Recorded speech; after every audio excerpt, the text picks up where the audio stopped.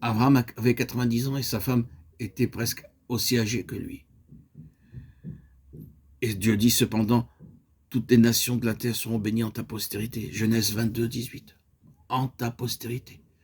Une situation absolument impossible au point de vue naturel, impossible, dit Sarah. C'est absolument hors de question. Il faut faire quelque chose à cet égard. Et nous savons ce qu'ils firent. Ils essayèrent de faire l'œuvre de Dieu sur des lignes naturelles. Sarah fit chercher sa servante Agar, et ils tentèrent d'accomplir la promesse de Dieu de cette manière naturelle. Mais ceux d'entre nous qui connaissent leur Bible savent très bien que telle n'est pas la voie de Dieu, et que Dieu ne l'accepte pas. Dieu demeure sur sa propre base, une base surnaturelle.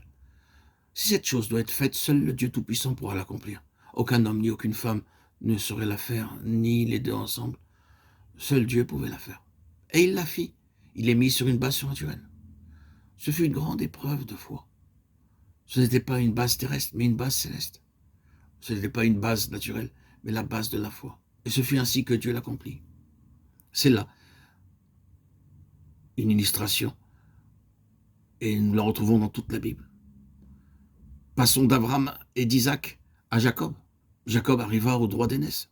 C'était la pensée de Dieu qu'il l'est. C'est-à-dire, il devait être le lien suivant dans la chaîne de Dieu, le pas suivant dans la marche en avant de son dessein éternel. Mais Jacob prit la chose entre ses propres mains. Il dit en fait, je vais faire cela. Il trompa ainsi son parent et déroba son frère. Mais tout son petit plan échoua. Il dut quitter le foyer et s'en aller à des kilomètres auprès de son oncle. Et pendant 20 années, il n'y eut aucun signe qui montra que Dieu continuait son dessein. Lorsque nous rencontrons Jacob à la fin de ce long temps, nous trouvons un homme désillusionné et un homme très angoissé à l'idée de ce qui va lui arriver.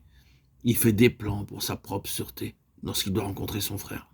Mais alors, Dieu le rencontre. Nous connaissons l'histoire de cette nuit lorsque Dieu rencontra Jacob. Jacob avait essayé de réaliser l'intention de Dieu sur des bases naturelles et Dieu détruisit entièrement ces bases. Durant cette nuit-là, Jacob en arriva à comprendre clairement que si Dieu veut accomplir un dessein dans sa vie, lui seul peut le faire. Lorsque Dieu changea son nom de Jacob pour Israël, il transforma l'homme de terrestre qu'il était en céleste, de l'homme naturel en homme de foi.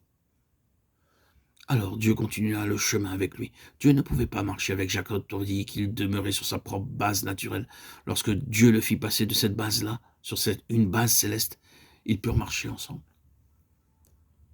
Nous passons de Jacob à Joseph.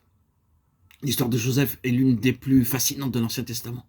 Beaucoup de choses dures avaient été dites de Joseph lorsqu'il était un jeune homme. Naturellement, ce sont habituellement les personnes âgées qui agissent ainsi. Joseph avait fait quelques rêves et il est permis aux jeunes gens d'avoir des rêves. Il avait rêvé que le soleil, la lune et les étoiles s'étaient courbés devant lui. Et d'autres choses avaient agi de même. Peut-être avait-il commis une erreur en racontant ses rêves à ses frères.